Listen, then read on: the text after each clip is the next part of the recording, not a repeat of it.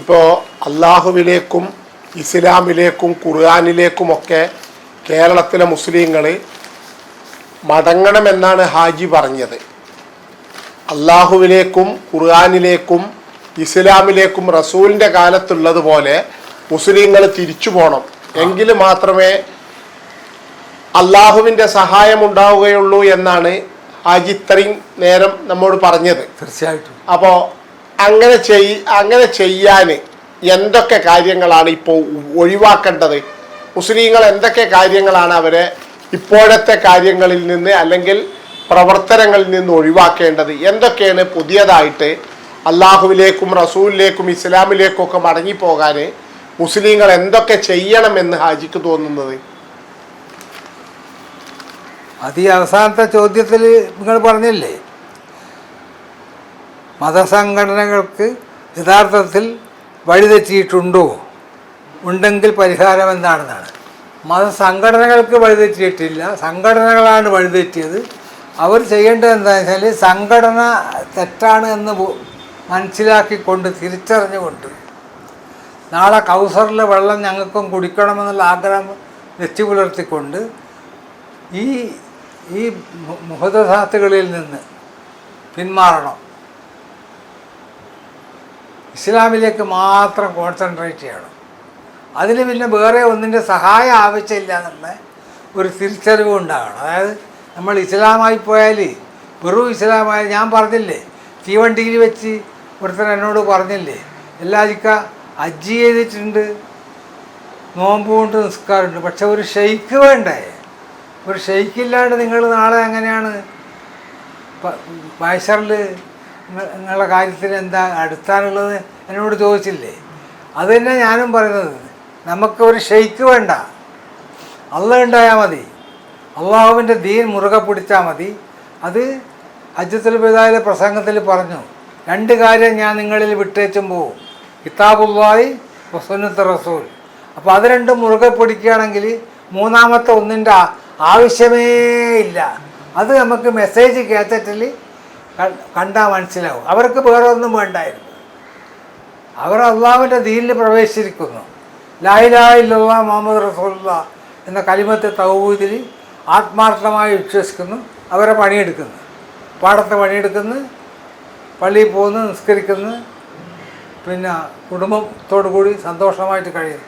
ഒരു ദിവസവും 4 ദിവസത്തേക്കും 4 മാസത്തേക്കും 40 ദിവസത്തേക്കും 4000 ദിവസത്തേക്കൊന്നും ഗസ്റ്റ് പോകേണ്ടതൊന്നും ആവശ്യമൊന്നുമില്ല, എവിടെയും പോകണ്ട.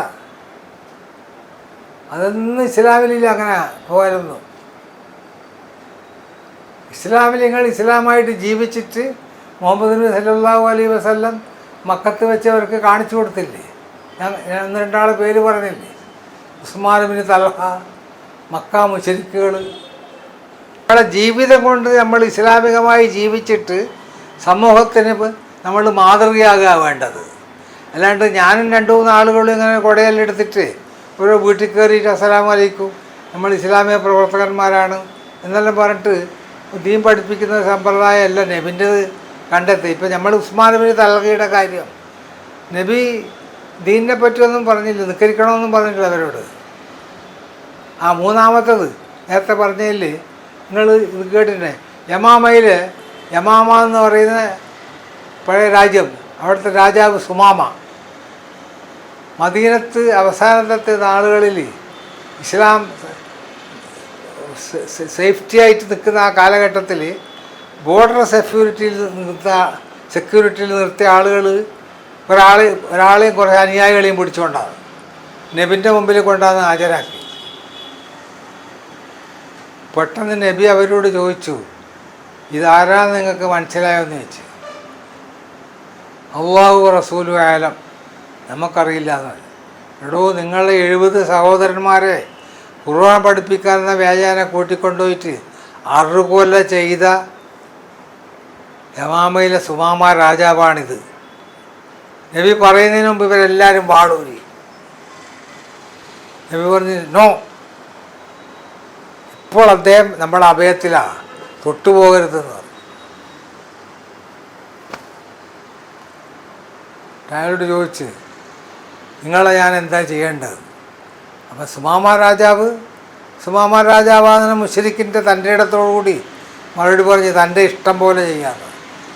ഒന്നിക്ക് എന്നെ വെട്ടിക്കൊല്ലാം, അല്ലെങ്കിൽ ആവശ്യത്തിന് ദ്രവ്യം വാങ്ങിയിട്ട് വിട്ടയക്കാം, അല്ലെങ്കിൽ വെറുതെ വിടാം. നബി കുറച്ച് ആലോചിച്ചിട്ട് പറഞ്ഞ് ഞാൻ നാളെ പറയാമെന്ന്. തിരിച്ച് ക്യാമ്പിലേക്ക് എന്നെ കൊണ്ടുപോയി. പിറ്റേന്ന് കൊണ്ടുവന്ന് ഹാജരാക്കി. അതേ ചോദ്യവും അതേ മറുപടിയും. മൂന്നാമത്തെ ദിവസം കൊണ്ടുവന്നു. അന്നും അതേ ചോദ്യവും അതേ മറുപടിയും. അപ്പം നബി ഇങ്ങനെ ആലോചിച്ച് പറഞ്ഞ് എന്നാൽ ഞാൻ താങ്കളെ വെറുതെ വിട്ടിരിക്കുന്നതാണ്, നിങ്ങൾക്ക് പോകാം. അങ്ങനെ സുമാമ രാജാവും അനുയായികളും പോയി. അണികൾക്കാണെങ്കിൽ കടുത്ത അമർഷം. എന്ത് പണിയാണ് നബി എടുത്തത്. നമ്മുടെ സഹോദരന്മാരെ കൊന്ന ഇവനെ കിട്ടിയിട്ട് വെട്ടാണ്ട് വിട്ട് കളഞ്ഞല്ലോ എന്ന് പറഞ്ഞിട്ട് അങ്ങോട്ടും ഇങ്ങോട്ടും ഇങ്ങനെ അവർ കുശുക്കാൻ തുടങ്ങി. അങ്ങനെ കുശുക്കൊണ്ടേ ഇരിക്കുമ്പോണ്ട് സുമാമ രാജാവും അണികളും തിരിച്ചിങ്ങോട്ട് തന്നെ വരും. അപ്പോൾ അവരൊക്കെ ഒന്ന് ഞെട്ടി. അപ്പം കുളിച്ച് വളരെ പരിശുദ്ധരായിട്ട് തിരിച്ച് വന്നിട്ട് അള്ളാഹിൻ്റെ റസൂലേ ഞങ്ങൾക്ക് ഷഹാദത്ത് ചൊല്ലിത്താന്ന് പറഞ്ഞു. അപ്പോൾ നബി സുമാമ രാജാവിന് ഷഹാദത്ത് ചൊല്ലിക്കൊടുത്ത്. എൻ്റെ യമാമ, അതായത് ഇപ്പോഴത്തെ സിറിയ, ഇസ്ലാമിലേക്ക്, പഴയ ഷാം ഇസ്ലാമിലേക്ക് വന്നു. പിന്നെയുണ്ട് കഥ, അപ്പോൾ അത്ര മതി. ഇതാണ് ഇസ്ലാമിൽ നബി സല്ലല്ലാഹു അലൈഹി വസല്ലമയുടെ ഇസ്ലാമിലേക്ക് ആളെ കൂട്ടിയതിൻ്റെ ചില സാമ്പിളുകൾ.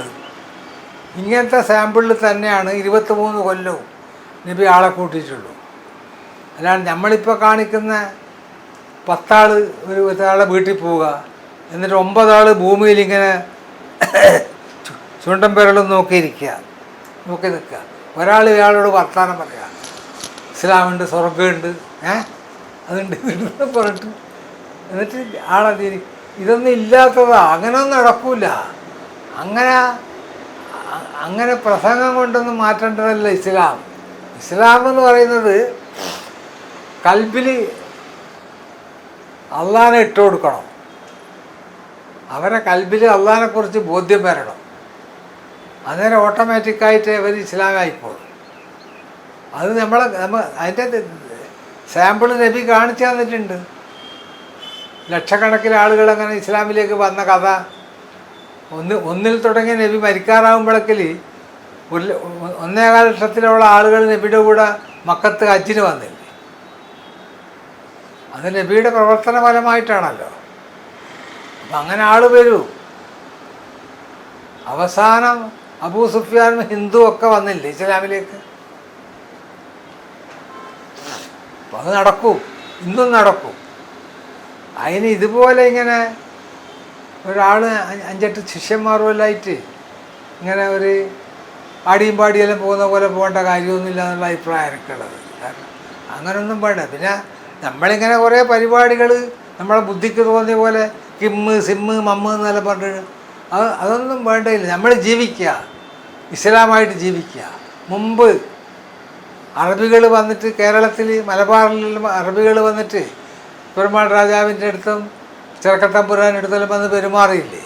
അങ്ങനെ പെരുമാറുമ്പോൾ ഓട്ടോമാറ്റിക്കായിട്ട് അവർ ഇസ്ലാമിലേക്ക് വരും.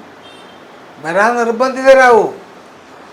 അത് ഇസ്ലാമിൻ്റെ പ്രത്യേകത അങ്ങനെയാണ്. വെച്ചാൽ അങ്ങനെയെല്ലാം ആകുമ്പോൾ ഇസ്ലാമിനെ ഒഴിവാക്കാൻ ആർക്കും കഴിയില്ല. ഈ ദീനിലേക്കല്ലേ ഞാൻ പോകേണ്ടതെന്ന് അയാൾക്ക് സ്വന്തത്തിൽ തോന്നും.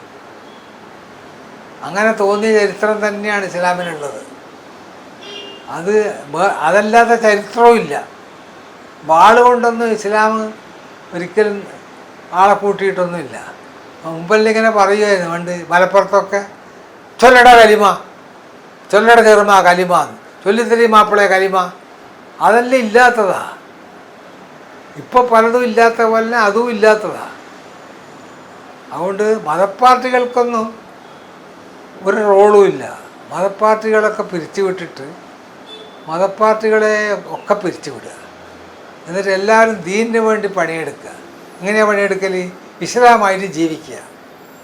അവരവരെ പണിയെടുക്കുക. ബാക്കിയുള്ള ആളെ ബൈത്തുൽ മാൽ കൊണ്ട് റേഷൻ വാങ്ങുന്ന ഇടപാട് അവസാനിപ്പിക്കുക. ബാക്കിയുള്ളവരോട് പണം പിരിച്ച്, അറബിയോട് പണം പിരിച്ച്, എന്നിട്ട് സൂട്ടും സവാരിയും മറ്റേ അക്വലൈറ്റും ഇതെല്ലാം നടക്കുന്ന വേഷമുണ്ടല്ലോ, അതൊക്കെ അത് വഷളാണ്. അത് വേണ്ടതില്ല. നേർക്കുനേരെ നമ്മൾ നിലവിലുള്ള മാഷായിട്ടും അറബി മുൻഷിയായിട്ടും എല്ലാം തന്നെ ജീവിച്ച് ഇസ്ലാമായിട്ട് മരിച്ചാൽ മതി. അപ്പോൾ ആളുകൾ പുറകെ കൂടിക്കോളും.